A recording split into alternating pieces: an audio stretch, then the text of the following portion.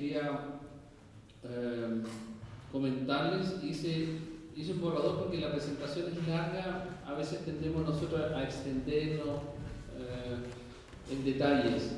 Creo que los detalles se pueden extraer a partir del resumen que les voy a hacer. Es un resumen con características de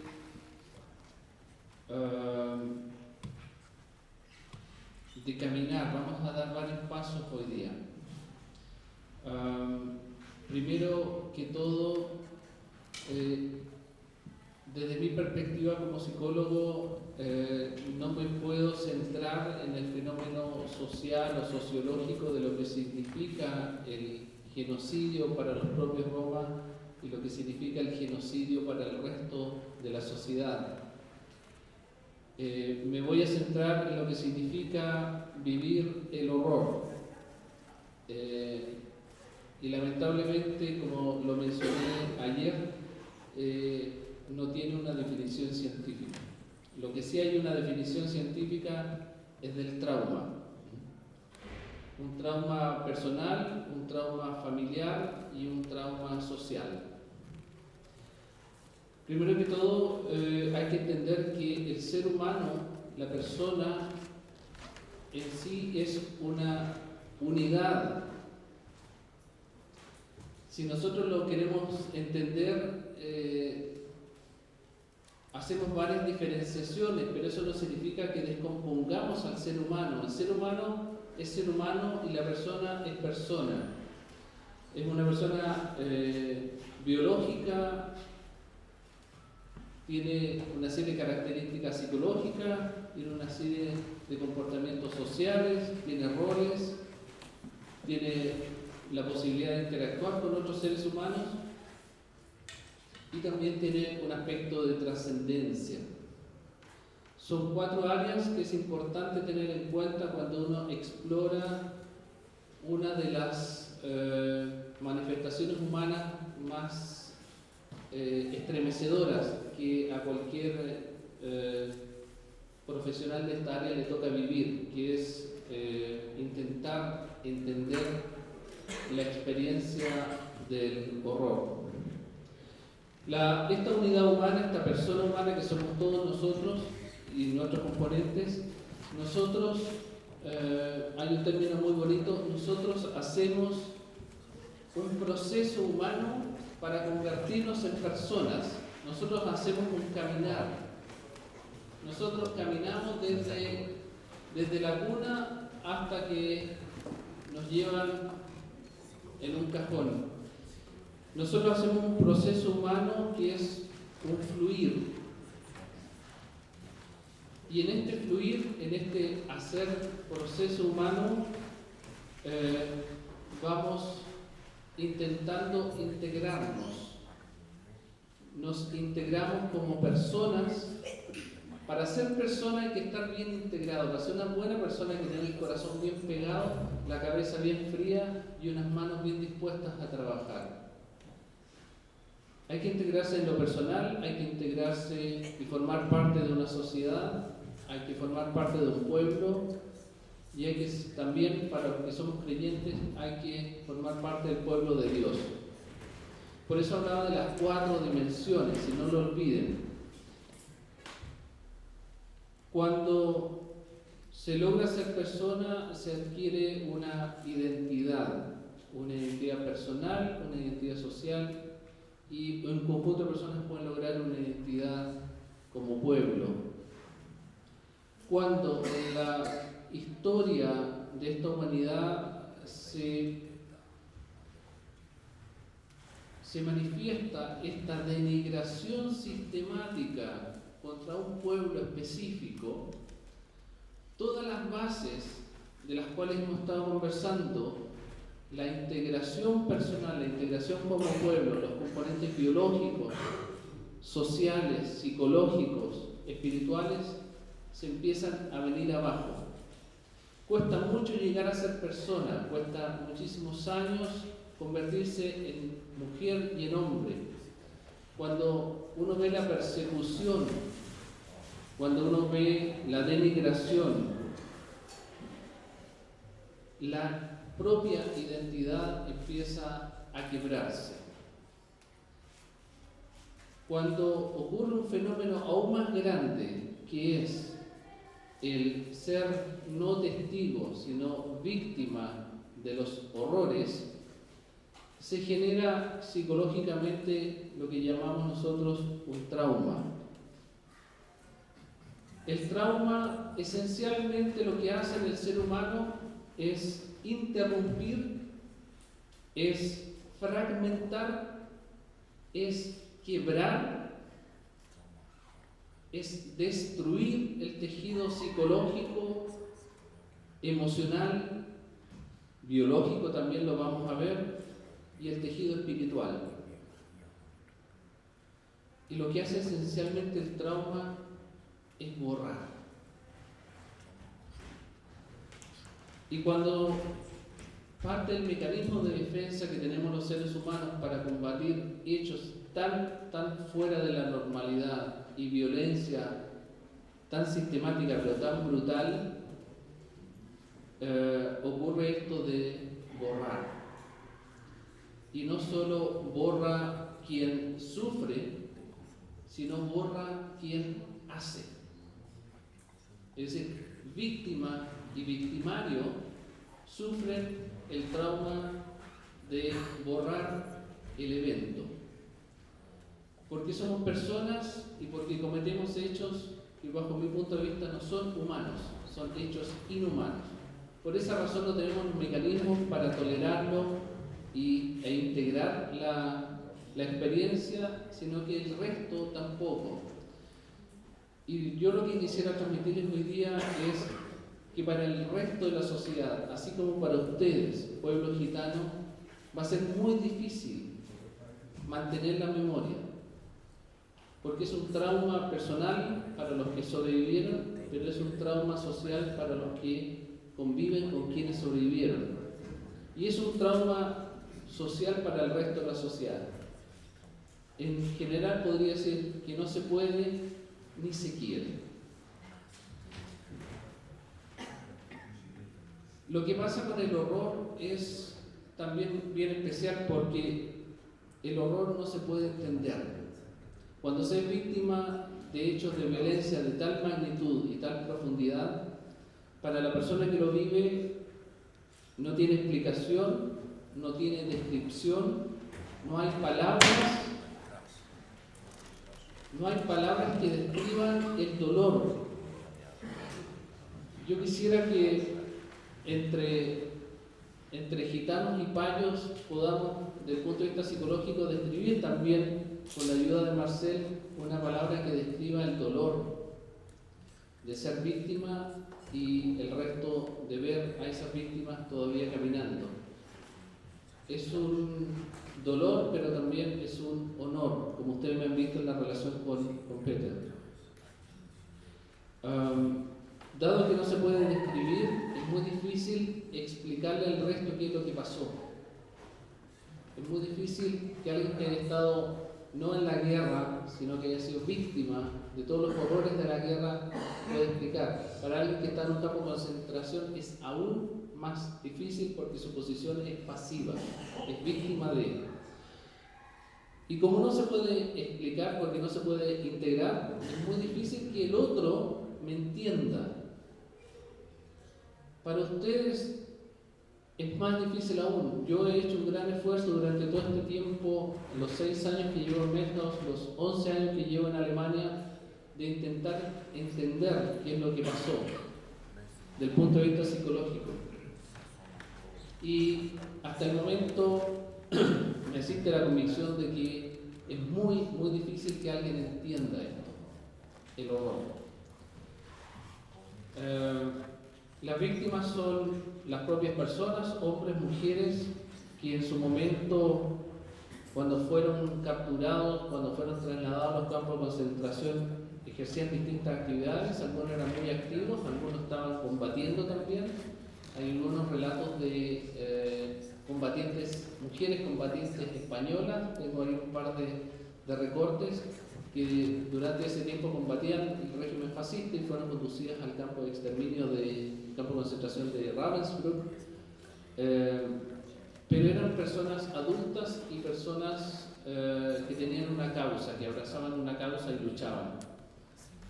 Pero se describen el resto de personas que no eran activas, que eran simplemente ciudadanos y por hechos de raza, por ser gitano y gitana, fueron conducidos a los campos de concentración y en su mayoría exterminados, casi todos. La otra diferenciación son los hijos de los sobrevivientes, y una parte importante son los sobrevivientes, como el caso de Petra, que fueron niños conducidos a campos de concentración y sobrevivieron.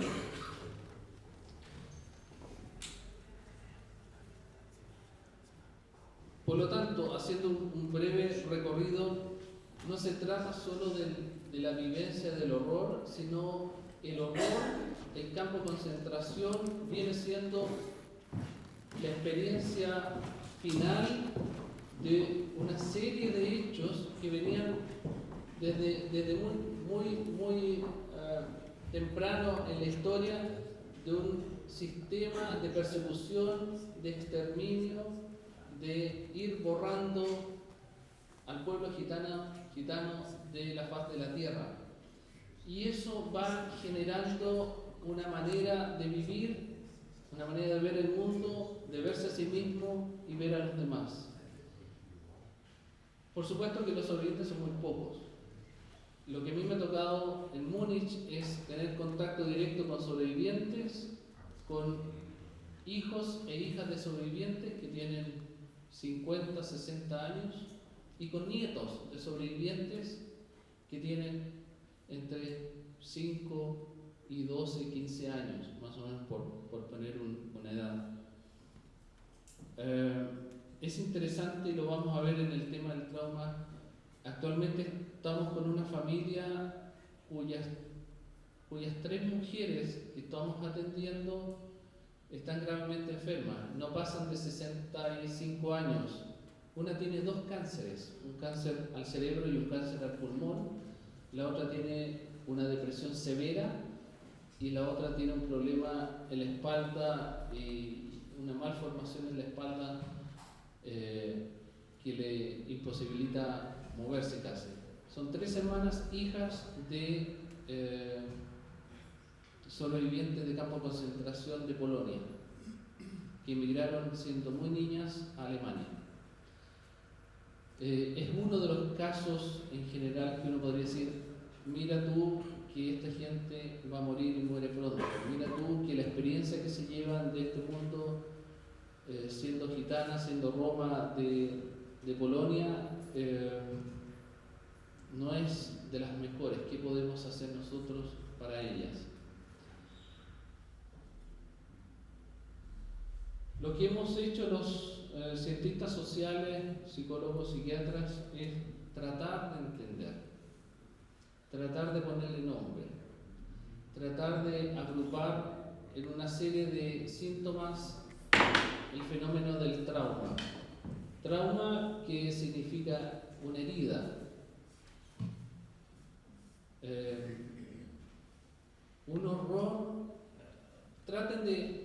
No me interesa mucho el tema técnico, me interesa que entiendan lo que significa cuando uno se hace una herida, cuando esa herida es psicológica, cuando esa herida compromete la propia vida, los propios sueños, la propia existencia, el sentido de la vida. Cuando se quiebra todo eso, cuando se quiebra la persona, la magnitud de esa herida es tan grande que la recomposición se hace, digámoslo así, casi imposible. La reintegración personal, la reintegración social, la reintegración espiritual. El camino que tienen que recorrer los sobrevivientes es intentar volver a integrarse desde el momento en que fueron capturados, en que fueron torturados, en que fueron casi exterminados, y asistir a la muerte de sus propios seres queridos.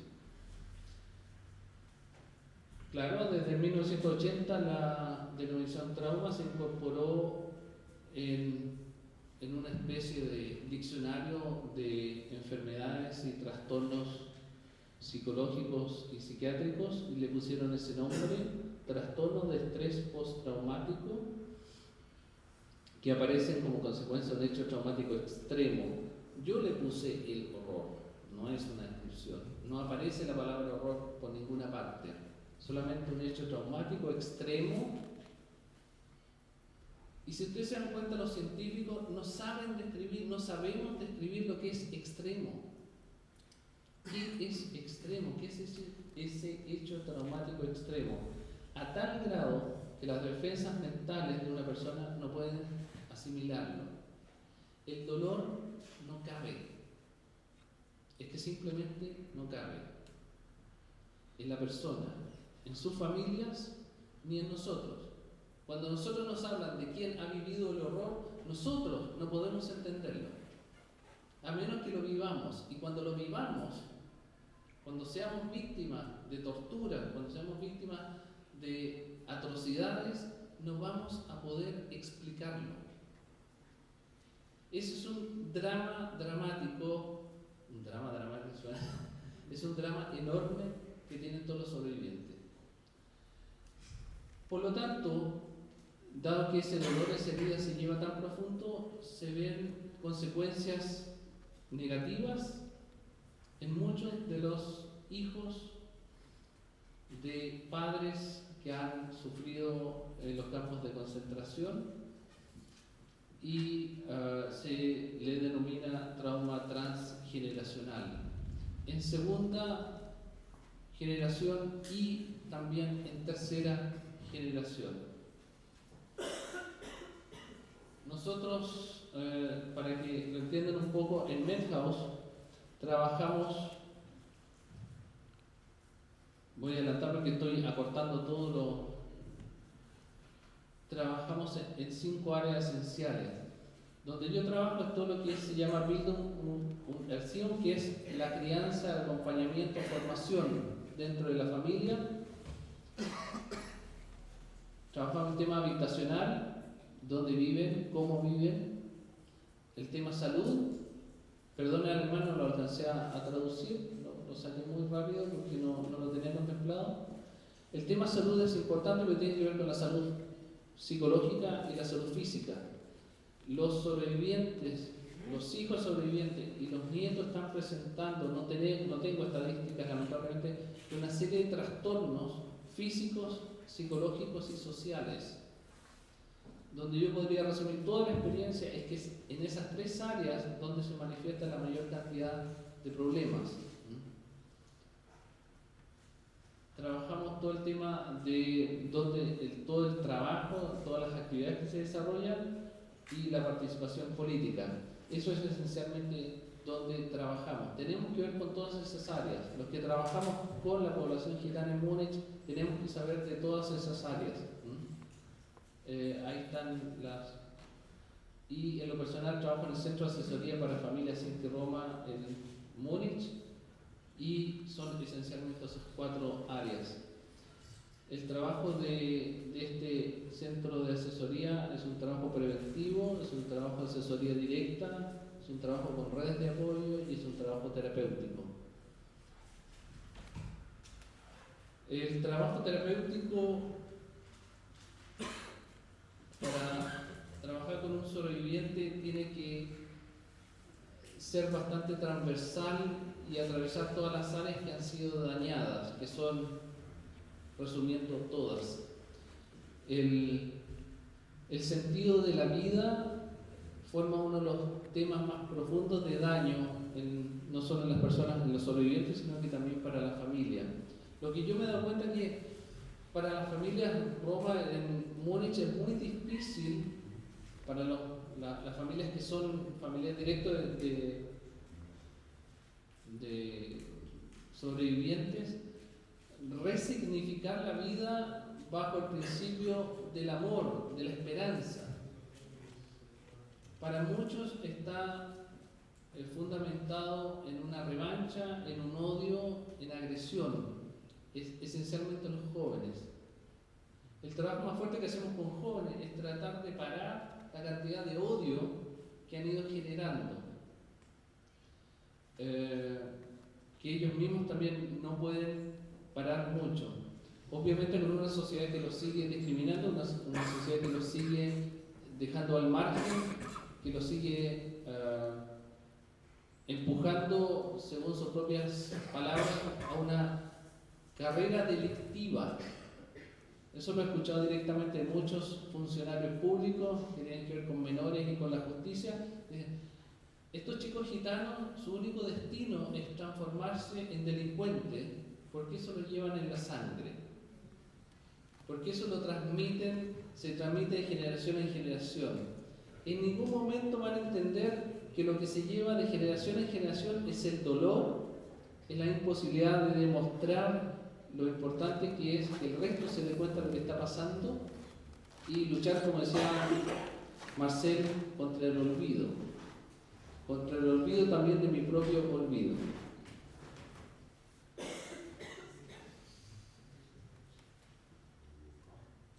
Las características típicas de este síndrome de estrés postraumático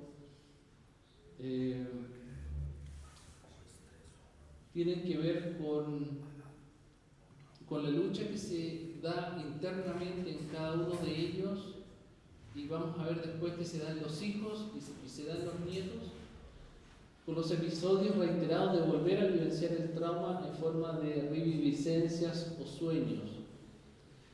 Es decir, no basta que el hecho haya sido suficientemente traumático, sino que este hecho, para tratar de digerirlo, se revive, y cada vez que se revive duele más. Eso me gustaría que lo entendieran, no en términos técnicos. Cada vez que uno revive un hecho es clavarse esa espina siempre un poco más adentro. O gritas de dolor o gritas de rabia, gritas de impotencia. Eso es lo más importante en términos clínicos cuando uno se enfrenta a una persona con estas situaciones. Y esto lo vive cada noche, a cada rato, a cada momento. Es difícil pegarse a que haga realidad, es difícil vivir la vida si no se tiene ese significado, ese sentido. Hay una sensación de entumecimiento y embotamiento emocional. ¿Qué significa esto? Cuesta mucho vincularse, cuesta mucho sentir el cariño y dar cariño. Quizás en el caso de Petar, pidiéndole el respeto y teniendo mucho cariño por su situación, ustedes ven que en el caso de él, que fue niño, trasladado a campo de concentración y ha vivido esa experiencia, en él hay una necesidad de expresar el cariño, de salir afuera, de encontrarse con ustedes, de encontrarse con cada uno, y necesita que nosotros lo integremos. Y eso es relativamente común en niños que han estado en campos de concentración. Los adultos, por haber tenido una suerte de identidad ya formada que fue destruida, el fenómeno es mucho más dramático. Las depresiones, el alcoholismo, la destrucción social de su propia familia, el maltrato a sus hijos, a su mujer, cuando no son debidamente manejados, se constituye un problema bastante grave. Uno de los problemas graves es que sobre estos tratamientos de sobrevivientes casi no hay especialistas. Yo conozco solo en Alemania uno. Y yo, lejos de ser especialista, me trato de aproximar desde una posición muy cercana a la cultura, muy cercana a la experiencia y muy sensible a lo que significa que ellos no puedan relatarme qué es lo que pasa, qué es lo que les pasa, por qué esta sensación de falta de vínculo, de falta de emociones, falta de amistad, de cariño, de sentir la piel, porque duele. Cada contacto duele, cada apretón de manos duele, porque me recuerda nuevamente esa situación. Hay un estado de hiperactividad vegetativa, se le llama esto a estar constantemente en movimiento. Hay una dificultad en quedarse quieto o quieta, que tiene que ver con el cuerpo. Si se recuerdan, al principio dijimos biológico, psicológico, social, emocional, espiritual. Hay daño en todas esas áreas. Del punto de vista corporal, la sensación de no poderme quedar quieto, mi cabeza está girando, cada emoción que me llega me cuesta integrarla, mi aparato normal para captar emociones, para conversar con mi amigo, para conocer al otro, están de alguna manera también interrumpidas. Para generar familia con esas personas es muy difícil, eso es lo que más cuesta. Establecer los vínculos que para los hijos y los nietos es importante que el abuelo o la abuela esté presente o que el padre esté presente y que entregue su cariño, se hace muy difícil. Por lo tanto, también es un círculo vicioso en la medida que ellos no pueden entregar, no pueden darse a los demás no se dan y la distancia emocional de la familia también se aumenta. Si aumenta esa distancia emocional, para muchos es una frustración. Todos nos frustramos, toda esa familia se frustra y una de las reacciones naturales a la frustración es la agresión. Eso está marcado, eso es, por decir así, un dogma dentro de la psicología. Cada frustración genera agresión. Por lo tanto, el componente agresivo es un elemento que tenemos que saber manejar. No es que sean esas familias normalmente agresivas porque los gitanos son agresivos, pero es muy difícil explicarle a un colega psiquiatra que la persona es inquieta, que se mueve mucho, que le cuesta el contacto, que le cuesta generar cariño y vínculo con sus hijos, porque no solo entiende lo que le pasó a su padre, sino que lo lleva como un fragmento de la historia familiar y un fragmento también de la historia del pueblo mexicano. Dentro de los cuadros más dramáticos, sí se acompaña de ansiedad y depresión, que cuando aumenta y no son tratadas, tienden a generar ideas suicidas. Hasta el momento no me ha tocado suicidios, pero sí las ideas suicidas. Para terminar el dolor, para terminar este calvario, para terminar esta persecución. Repito, desde el punto de vista psicológico y psiquiátrico, si no ponemos profesionales aptos, idóneos, cercanos a la cultura, cercanos a la experiencia, cercanos al pueblo gitano, va a ser muy difícil que los sobrevivientes, que por supuesto que en el paso del tiempo van a ir falleciendo, porque fallecen muy tempranamente, pero los hijos de los sobrevivientes y los nietos de los sobrevivientes tengan un apoyo eficiente. Ese es mi llamado hoy día. Quizás con eso podría terminar ahora, en este minuto, la presentación. Si no hay profesionales idóneos para manejar estas familias gitanas que son víctimas del genocidio en segunda y tercera generación, veo el panorama bastante mal, en términos de destrucción del tejido familiar, en la imposibilidad de manejar la agresión y la destrucción interna, la imposibilidad de incorporarse a los sistemas sociales, a los sistemas de colegio, de universidad, de trabajo, de otras personas. El aislamiento que se genera producto de estas reacciones emocionales pareciera que es una situación normal en los gitanos de separarse de nosotros los payos. En el caso de los sobrevivientes y las segunda, tercera generaciones, es una reacción psicológica, fisiológica, emocional, de dolor. Y eso muy pocos lo entienden. Muy pocos lo entienden. Por lo tanto, desde ya, José Luis, lo dejo marcado en la agenda, la generación de psicoterapeutas, la generación de psiquiatras, la generación de todos los profesionales. Ojalá, yo tengo el sueño que luego tengamos médicos, psiquiatras, psicólogos, todos gitanos, para que en conjunto ayudemos a estas familias. Esta historia va a seguir. En Alemania va a seguir. Yo me voy a jubilar y me voy a morir y van a seguir existiendo estos hechos postraumáticos. El genocidio no se ha detenido. Ese es mi mensaje hoy día. Esto no ha parado. Esto partió. Pero hay que pararlo entre todos.